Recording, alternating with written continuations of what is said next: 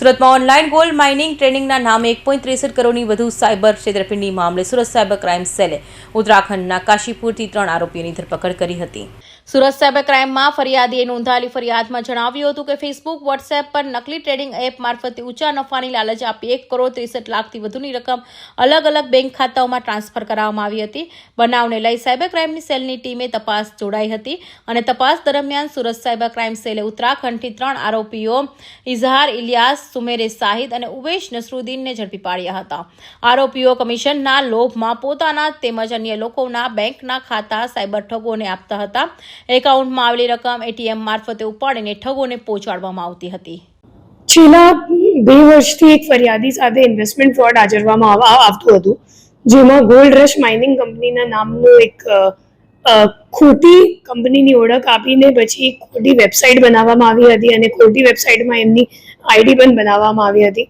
ફરિયાદીનો સંપર્ક એક અંજલિ મોદી નામની છોકરીના મારફતે કરવામાં આવ્યું હતું ફેસબુક દ્વારા.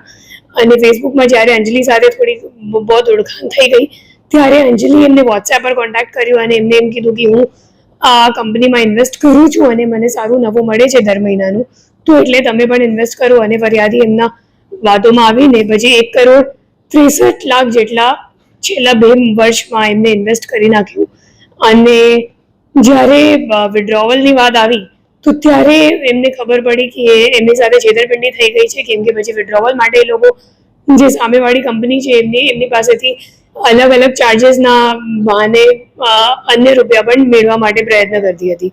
ત્યારે એમને 1930 પર તરત જ ફરિયાદ દાખલ કરી સાયબર પોલીસ સ્ટેશનનો સંપર્ક કર્યું અને આપણી ટીમે ટેકનિકલ વર્કઆઉટ કરીને 3 આરોપીઓને દહેરાદૂનથી ઝડપી પાડી છે, ઉત્તરાખંડમાંથી. અને જે તમામ આરોપીઓ છે એ મોહમ્મદ ઇઝહાર જે અકાઉન્ટ હોલ્ડર છે એ છે, પછી બીજો આરોપી છે મોહમ્મદ સુમેર, ત્રીજો આરોપી છે મોહમ્મદ ઉવેશ. તે 3 આરોપી તો બેઝિકલી જે મોહમ્મદ ઇઝહાર છે એ અકાઉન્ટ હોલ્ડર છે, એમના ખાતામાં કુલ 2 લાખ રૂપિયા આવ્યા હતા અને પોતાની અકાઉન્ટ આપવા માટે એમને કમિશન પણ મળી હતી. અને એમના ઉપરના જે 2 વચેટિયા છે એ મોહમ્મદ સુમેર છે અને મોહમ્મદ ઉવેશ છે. અને બંનેના ઉપરનો જે આરોપી છે અત્યારે ફરીદાબાદ જેલમાં છે, એમને પણ ટ્રાન્સફર વોરંટ મારફતે અહીંયા લાવવામાં આવશે. એ 3 આરોપીઓ કમિશન માટે પોતાના બેંક એકાઉન્ટ આપતા હતા. આજે એક ઇન્વેસ્ટમેન્ટ કંપની છે એમની, અને જે ઇન્વેસ્ટમેન્ટ કંપની છે એમની જો સર્વર છે એ સિંગાપોરમાં છે. તો ખરેખર જે મુખ્ય માસ્ટર માઇન્ડ છે એ લોકો ઇન્ડિયાની બહાર બેસીને પછી આરોપીઓને અહીંયા સોશિયલ મીડિયા મારફતે એ લોકો ટ્રેપ કરે છે.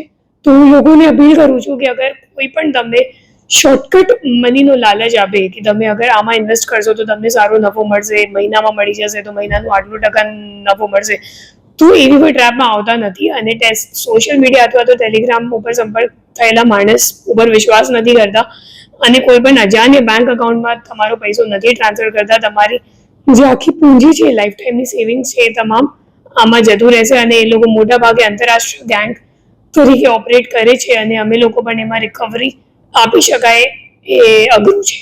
તો એટલા માટે તમે અગર સતર્ક રહેશો તો તમારી સાથે કદાચ સાયબર ફ્રોડ નહીં બનશે. પોલીસે લોકોને ચેતવણી આપી છે કે કોઈ પણ લાલચમાં આવી પોતાના બેંક ખાતા, એટીએમ કાર્ડ, ઓટીપી કે નેટ બેન્કિંગની માહિતી કોઈને પણ આપવી નહીં. અને છેતરપિંડી થાય તો તરત જ 1930ની હેલ્પલાઇન અથવા સાયબર ક્રાઇમ પોર્ટલ પર ફરિયાદ નોંધાવવી જોઈએ. Bureau report, Hind TV news, Surat.